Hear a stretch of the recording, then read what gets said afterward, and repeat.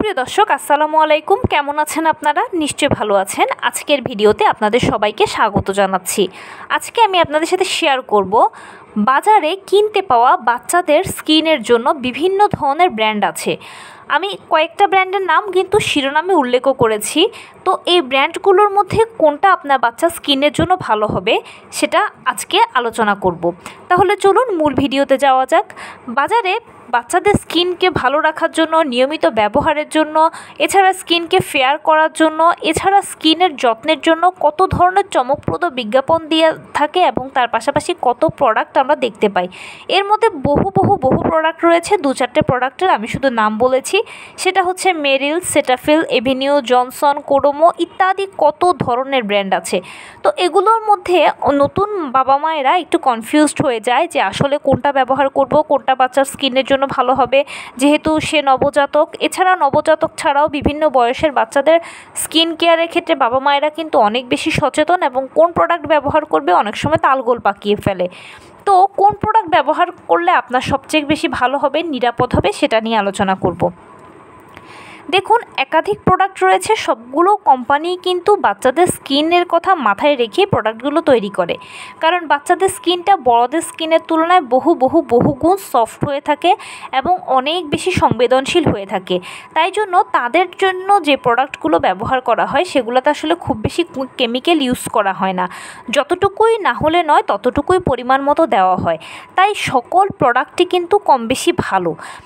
কোনোটাই যে একেবারে খারাপ সেটা নয়, আবার কোনোটাই যে একেবারে ভালো সেটা নয়।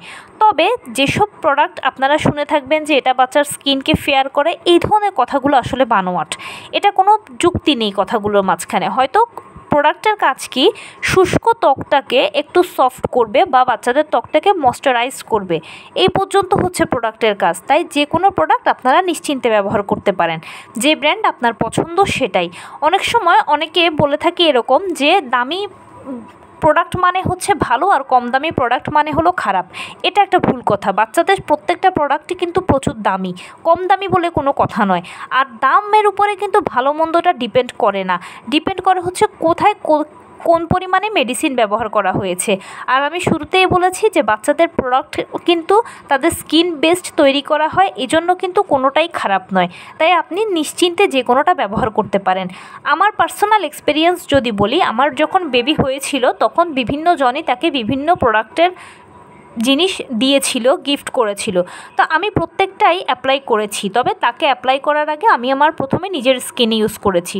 যখন দেখেছি যে না ঠিক আছে, স্যুট করেছে, তখন আমি তাকে ইউজ করেছি। তবে ধরেই কিন্তু তার গায়ে হাতে পায়ে দিইনি, একেবারে পায়ের তালুতে বা পায়ের কোনায় একটু হালকা ম্যাসাজ করে দেখেছি বা একটু ক্রিম ইউজ করে দেখেছি যে এটা আসলে তাকে স্যুট করছে কিনা। যখন দেখলাম যে না ঠিক আছে, কোনো স্যুট করছে, সমস্যা হচ্ছে না, তখন তার স্কিনে অ্যাপ্লাই করেছি। এবং প্রত্যেকটা ব্র্যান্ডই কিন্তু আমি কম বেশি অ্যাপ্লাই করে দেখেছি যে কোনোটাই খারাপ নয়। আপনারা এগুলো নিশ্চিন্তে ব্যবহার করতে পারেন। তবে ব্যবহারের পূর্বে আপনারা এই টেকনিকটা অ্যাপ্লাই করবেন। সেটা হচ্ছে প্রথমে নিজের স্কিনে আপনি ইউজ করবেন।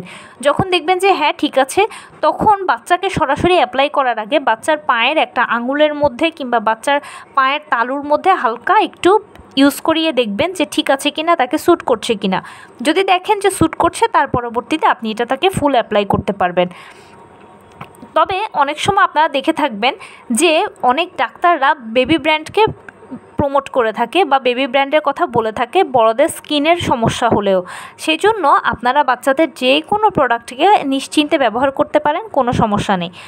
এখানে একটা কথা বলে রাখি, আমাদের দেশে যেহেতু স্কিন টোনটাকে অনেক বেশি প্রায়োরিটি দেওয়া হয়, তাই যেসব বাচ্চাদের গায়ের রঙটা একটু ফর্সা টাইপের হয় সেসব মায়েদের বা বাবাদের এগুলো নিয়ে এমন টেনশন থাকে না। কিন্তু যেসব মায়ের সন্তানের স্কিনটা একটু ডিপ বর্ণের, সেই সব বাবা মায়েদের আসলে এই সকল প্রোডাক্টের বাছাবাছিটা একটু বেশি হয়। তবে এখানে একটা কথা বলবো, প্লিজ এরকমটা করে সন্তানকে কষ্ট দেবেন না। কারণ কি, বাচ্চাদের যা গায়ের রঙ সেটা কিন্তু কোনো প্রোডাক্ট চেঞ্জ করতে পারে না, সেটা সময়ের সাথে পরিবর্তন হয়। বাচ্চা যত বড় হবে আস্তে আস্তে তার বিভিন্ন ধরনের হরমোন নিঃসরণের পরিবর্তনটা হবে।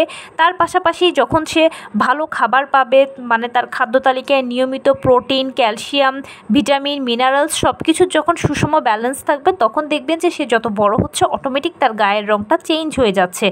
আর আমাদের এশিয়ান যে স্কিন টোন সেটা কিন্তু কখনোই একেবারে ডার্ক নয়, সেটা কিন্তু শ্যামলা বর্ণটাই বেশি হয়ে থাকে। তাই বাচ্চার রং নিয়ে আমাদের এত প্রায়োরিটি দেওয়া উচিত নয়, বরং আমরা বাচ্চার স্কিন কেয়ারেই সবথেকে বেশি প্রায়োরিটি দেব।